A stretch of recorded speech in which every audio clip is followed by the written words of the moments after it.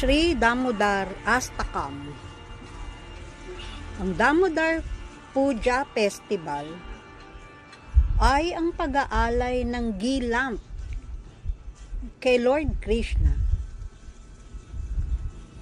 na nagtatagal ng isang buwan. Ang Damodar month ay kadalasang nagaganap pagka Oktubre at Nobyembre. Kilala din ito bilang Kartika month na sinusunod sa Vaishnava calendar. Pakinggan natin ang mga pagpupuri sa ghee lamp pagka buwan ng Kartika. Ang mga pagpupuring ito ay nakalugod-lugod para kay Lord Krishna. Sinasabi sa scripture na ito ang pinakamaganda sa mga buwan dahil ang Damodar buwan ay nagpupuri sa mga paglilibang ni Krishna nang siya ay tinali ni Mother Yasoda. Merong isang kanta na orihinal na binigkas ni Satyavrata Muni sa kanyang pakikipag-usap kay Narada Muni at Saunaka Rishi. At ang kantang ito ay pinamagatang Damodarastakam. Narito ang ibang translasyon. Nang makita ni Krishna ang pamalong istik ng kanyang ina, siya ay nagsimulang umiyak at pinapahiran ang kanyang mga mata ng kanyang dalawang maliliit na kamay. Ang kanyang mga mata ay punong-puno ng takot. Ang kanyang kwintas na perlas sa kanyang mga leeg na mayroong markang 3 linya ng conch shell ay nanginginig dahilan sa mabilis niyang paghingal gawa ng kanyang pag-iyak. Ang Supreme Lord na Sri Krishna, Sri Damodar, na ang kanyang mga tiyan ay napapalibutan ng lubid, pero ang kanyang ina ay punong-puno ng pagmamahal. Inaalay ko ang mapagkumbabang paggalang sa kanya. O Lord, ang iyong malalotos na mukha na napapalibutan ng iyong malalambot na buhok ay laging paulit-ulit na hinahalika ni Mother Yasoda, at ang iyong mga labi ay mapupula na katulad ng prutas ng bimba. Sana po ang larawang ito ng iyong malalotos na muka ay laging mapunta sa aking mga puso. Libo-libong mga benediksyon ay walang halaga para sa akin.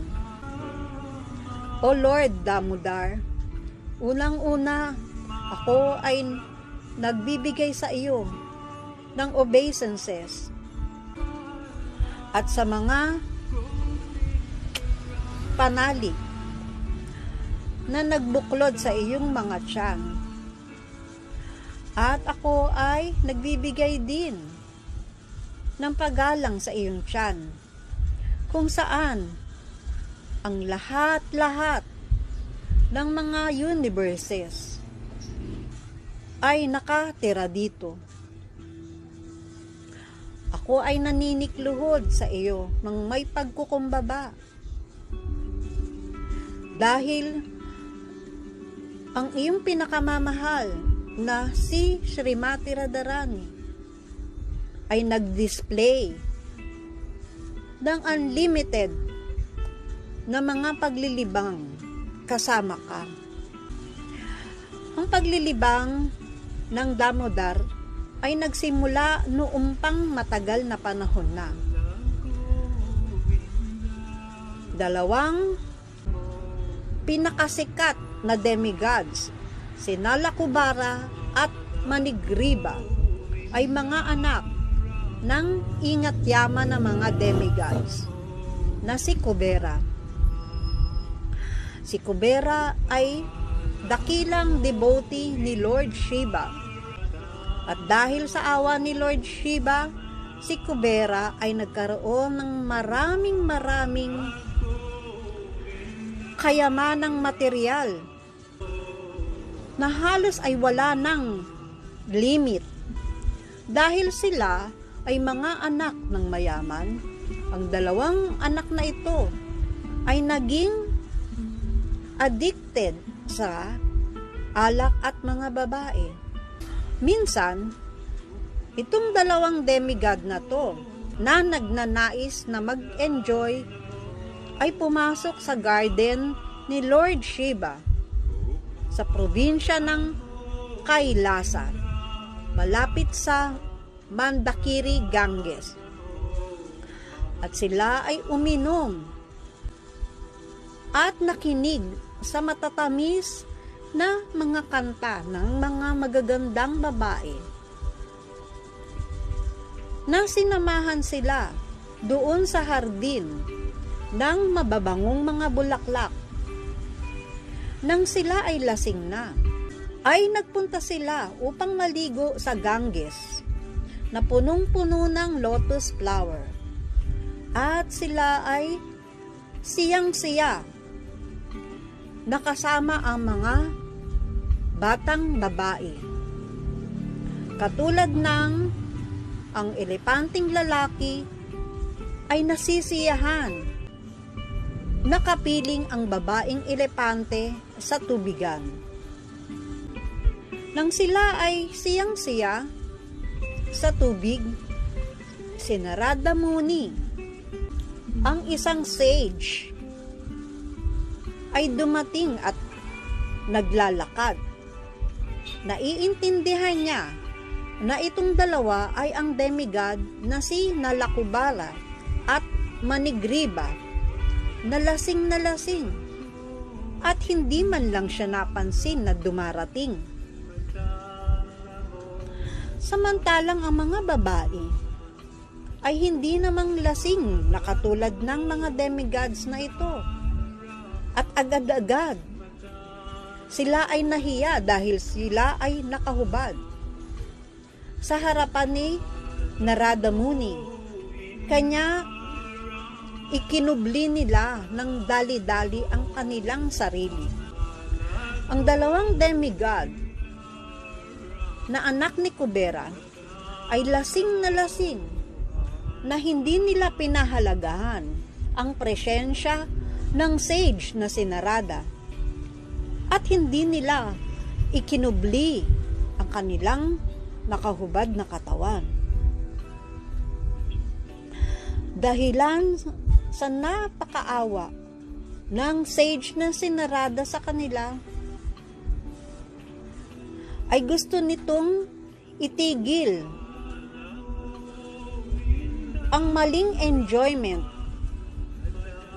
at kalasingan at ang pakikipaghalubilo sa mga babae ng dalawang anak ni Kubera.